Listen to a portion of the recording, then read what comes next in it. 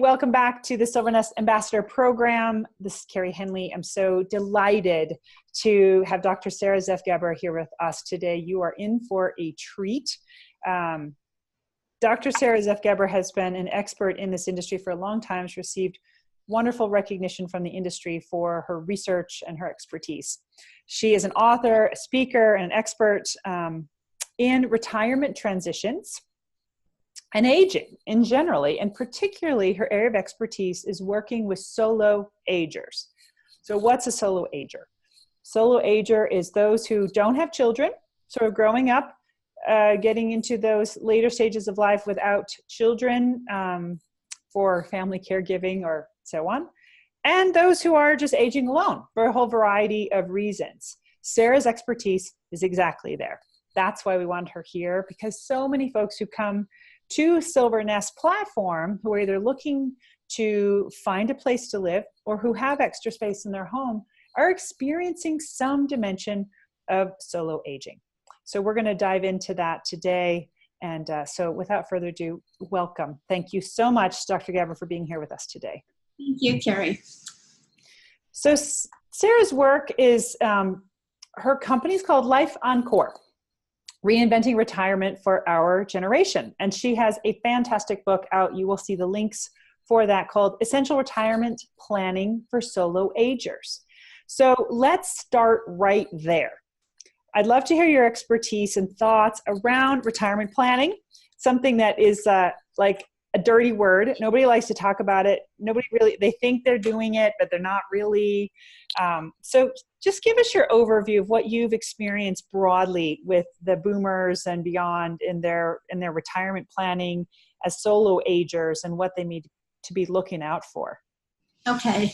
Let me start by saying that I got into this in the first place because I was talking to a number of people over a couple of years back, probably 10 years ago for me. And so many of my colleagues and friends were spending a tremendous amount of time and money and other resources taking care of their aging parents. I didn't have that going on because my parents had died when I was actually much younger, when I was in my 30s. So I didn't have any concept of taking care of parents. But I took a look at what was going on with a lot of my contemporaries, and I thought to myself, my God, who's going to do that for me, for us? Because I'm married, but my husband and I do not have children. And I realized as I looked around me that we were not the only ones in that situation, that there was a great, great number of baby boomers who had chosen or had happened to never have children. And when I started to look into the statistics on that, I discovered that almost 20% of baby boomers do not have children. So that's a big whopping percent. And if you look at the baby boom generation as about 68 to 70 million, then that means there are like 15 million solo agers. So the more I looked into it, the more I realized probably somebody ought to start raising awareness about this and start helping solo agers figure out how they needed to plan in a more robust way, not so much a different way, but in certainly a more robust way than people who do have children. And I know the more I say that to people, I'm inevitably in any of my talks or any of my casual discussions, someone will say, well, I have kids, but I can't depend on them. One lives 6,000 miles away. The other I haven't spoken to in 5 years, or just, all kinds of combinations and permutations of that. So I realized that people who don't have children are a separate category in and of themselves. But there are a lot of people who, for various reasons, just aren't going to be able to count on their kids for developmental reasons, just all kinds of reasons. So I really did the research and wrote the book for kind of all of the above. So in terms of retirement planning, and when I say retirement, I don't mean the event where you leave work on a Friday and don't reappear on the next Monday. I mean the whole section of life that is kind of post-career. Some people call it the third age or the third act, but it's a whole different stage of life for us. And for many of us, it's a good 30 years.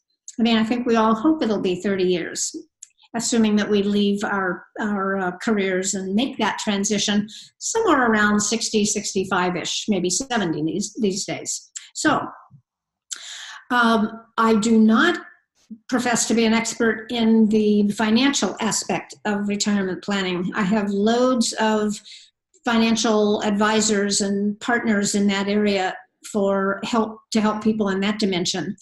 But what I do like to talk to people about is the social dimension, the non-financial dimension of retirement. Mm-hmm. And I also, unlike a lot of retirement coaches, which I also am, I'm a retirement coach, and that's kind of how I started out in the business. I also talk to people about aging. I think people need to understand what this stage of life is all about, not just the fun part, which of course there is. I mean, it's a great deal of fun. It's for many people the best stage of life there is. But there's also some anticipation and some preparation for when we are a little less mobile, a little less agile, and that happens to most of us. Mm-hmm. Everyone wants to think that they're going to die on the golf course between the 8th and 9th tee.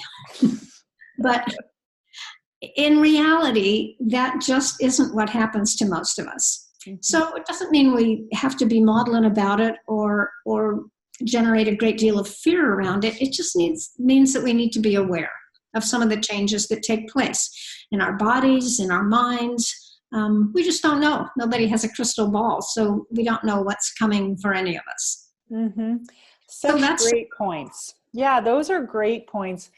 So let's talk about this intersection between the finances and the social. But I think that is really your sweet spot and very much why Silvernest was created. That Wendy Burkhart, the founder of Silvernest, is a solar ager herself. And when her mother became a widow, she recognized both the financial as well as the social component for her mother. And as a daughter, was able to identify that a solution could be in finding a roommate. And that mm-hmm. if someone could live with her that she liked and enjoyed, then it would also give her a little bit of extra spending money, but then it would also provide that comfort, not only for her mother, but for Wendy herself mm-hmm. as a child. So for solo agers, that dynamic may or may not be there. I know you and I have discussed in the past that even if you don't have children, you may be very close to a niece, a nephew, a friend that's come, in folks who've been involved in your life that are close to you and in your community. Many people who have children aren't close to their children, and they don't really want their children to be involved in their later life, social and financial decisions. So I just love to hear your thoughts on why it is beneficial. If someone is owning a home and they're living alone, there are elements of that that's actually really nice. It's quiet, you have your own space, it's awesome, and a lot of folks have that trepidation of, well, why would I want somebody in my space? That may be uncomfortable, yet the financial part is appealing. And it can make a big difference. So those who take that step and try it and find a compatible roommate have found that, yep, that extra money makes a massive difference in my overall financial picture. And it's actually kind of comforting to have somebody around in case I get sick or if I'm going away to water the plants, just like these little things that end up providing a significant amount of comfort. So I love to hear your perspective on the benefits, both financially and socially, that home sharing could provide. I can't agree with you more. And I was so thrilled when Wendy started this company and I found out about it, because I think it's a huge component in people's ability to age safely and securely and happily. I know so many people, and I've worked with so many people who in their 60s and into their 70s say, I like living alone. Well, sure they do. They can still drive. They have a circle of friends. They have activities. They go to the theater. They go for walks. They have a dog. All of those kinds of things make living alone just fine. But as you get older, some of those things, not the dog, you can still have a dog, but some of those things change. We can't all drive safely anyway, long into our 80s. I know people in their 90s still driving too, but we don't all age the same. People's eyes change, people's ability to move their head and be able to really be a safe driver, even with all the modern technology to see on all sides of you. So a lot of people do give up their driver's licenses somewhere in their late 70s or 80s. That is isolating because you can no longer just hop in the car and go get those groceries, go meet those friends for lunch. So to some extent, I think it's nice to look ahead and be a little bit more prepared for that. Even if you are living in your single family home, happily, comfortably, but comfortable both financially and socially, it may not always be that way. So one of my big areas of emphasis with regard to helping solo agers kind of figure out the next step in life is the social. And the more I study this, the more interviews I do, the more I read, the more I talk to people, the more convinced I am that it's the social connection overall that is important. More important than, well, right up there with money, because money does become important for people. But certainly right up there with finding something meaningful to do. And it's something that we often have to look forward to, even when things are fine now. Mm-hmm. So that avoiding isolation and loneliness is really huge for so many reasons. I mean, we are social animals. Most of us like to be among others, at least for some portion of life. So, and of course, having roommates, having housemates or homemates, can be a challenging thing. And I know that you all at Silvernest have faced people talking about all of these challenges. Will I find the right person? Am I going to be compatible? Will they steal from me? Will they? Can I trust them? All of those kinds of things. But that's where Silvernest's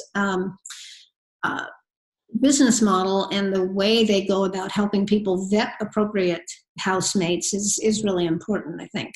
Mm-hmm. Great. Such great points all the way around. And I'm curious, you were voted a distinguished award as a innovator from Next Avenue, one of the top influencers in aging. So one of the top 12 influencers in aging for last year. It's an extraordinary honor. It used to be a much bigger pool, so top 12. Fantastic. Congratulations. Thank you. And so this is something you stumbled into, as a lot of folks have in this industry. And some of the folks who are watching these interviews, like, I never have thought about aging so much in my life. Wow. But yet, why don't we think about aging? It's such and aging obviously is a strange term, that we're aging from the day we're born. But why is it that this third stage or the third act is something we don't spend a lot of time discussing? Adults spend a huge amount of time discussing their dating experiences or their parenting experiences, but very little time talking about this third act and retirement and what we're going to do next. And yet it's such a rich field. So yeah. I'd love to hear your thoughts of how you kind of stumbled into this and then ended up becoming an expert, a recognized expert, and how exciting for others to be inspired by your path, Dr. Geber, that you've found an encore career, an encore of expertise that's awesome and fun, and you're out there working and changing lives. I think you're such an inspiration for others. Oh, thanks, Carrie.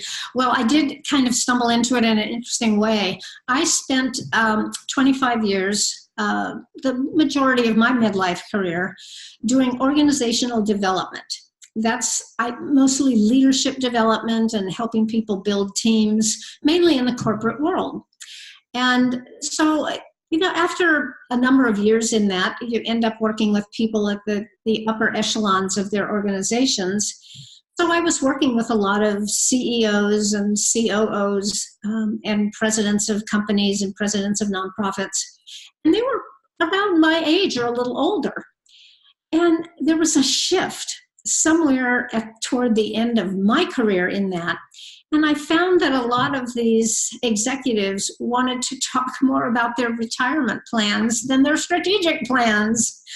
So I started to recognize this shift going on, and it didn't take a degree in rocket science to realize that there was a very large cadre of the population called the baby boomers who were just about to embark on retirement. Well, what does that mean? What is in store for all of us who are at that point approaching 55, 60? So I started to study it alongside my consulting work in the OD field. And I got so interested in it that about 3 years later, I just retired from the OD field myself and went into retirement coaching because there wasn't anybody doing it at that time. And it was so necessary because for a lot of people, especially those who had classic 8 to 5 kind of jobs, and they'd go to work and one day they would be old enough to retire and they'd say, well, I guess that's what I need to do. I need to retire now. And sometimes their companies told them it was time to retire. So they'd leave work on a Friday, and Monday morning they'd wake up and go, uh-oh, and have no plan. Mm-hmm. They may have plenty of money in the bank, but they had no plan for their life. So that's what I started doing initially, was helping people kind of discover what was next for them in this phase of life that they hadn't even thought about before. Mm-hmm. Now, one reason they hadn't thought about it is that as little as 40 years ago, the average age at which people died, especially men, because men have always and continue to die younger than women, most men died by the time they were in their late 60s or early 70s. So they didn't really have that third phase of life. Women did often, and they made the best of it without any real idea of what they were getting into or having planned for it. Most of them had children. Some of them went to live with their children or live near their children. There have been retirement communities ever since Del Webb built the initial one in the Southwest, and many, many followed it. So middle class and above people who could sometimes move to these retirement communities, otherwise not. Some people found that an abhorrent idea. Other people found it nirvana. So people are all different one from another, and that's, I'm sure, what you discover at Silvernest too, with what people want to do with their lives. So now we have found, medical science has found so many ways to keep people alive after age 65 and 70. People are dying in far fewer numbers from things like heart disease and cancer.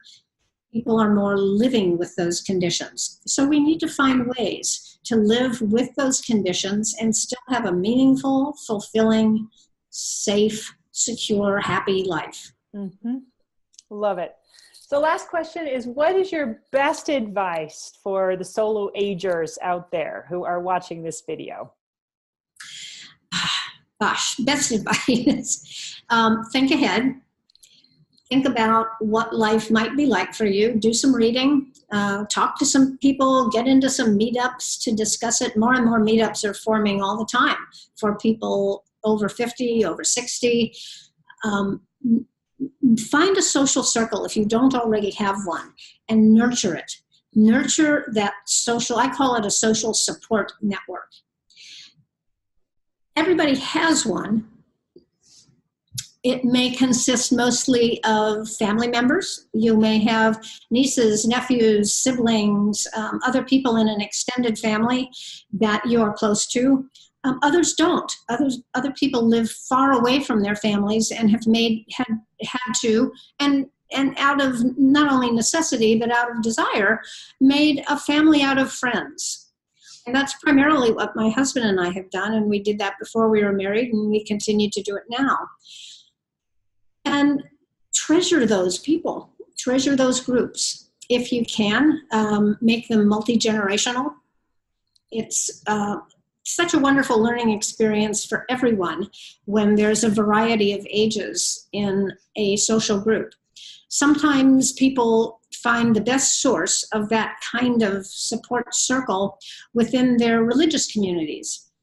So if it's your church, your mosque, your synagogue, wherever it might be, that's a rich source of a social network. There are just so many ways. There are interest groups and meetup groups and hiking groups and mahjong groups and all kinds of groups that people can join. And if you stick with it, those acquaintances will slowly begin to become friends. And that's kind of the way it is with roommates too, I know you're finding. I have found that over the years. You don't immediately resonate necessarily with the first person that comes to live with you or you go to live with, but over time that deepens and the relationship grows and you accept one and appreciate one another for your differences as well as your similarities. But I'm preaching to the choir about that part. Thank you so very much, Dr. Sara Zeff Geber. What a great conversation, posing these questions of how will your life look after 60 and helping folks create a future that's right for them with her work with Life Encore and her wonderful book, Essential Retirement Planning for Solo Agers. Thank you so much for being with us today. We're so appreciative. Thank you, Carrie. You're very welcome.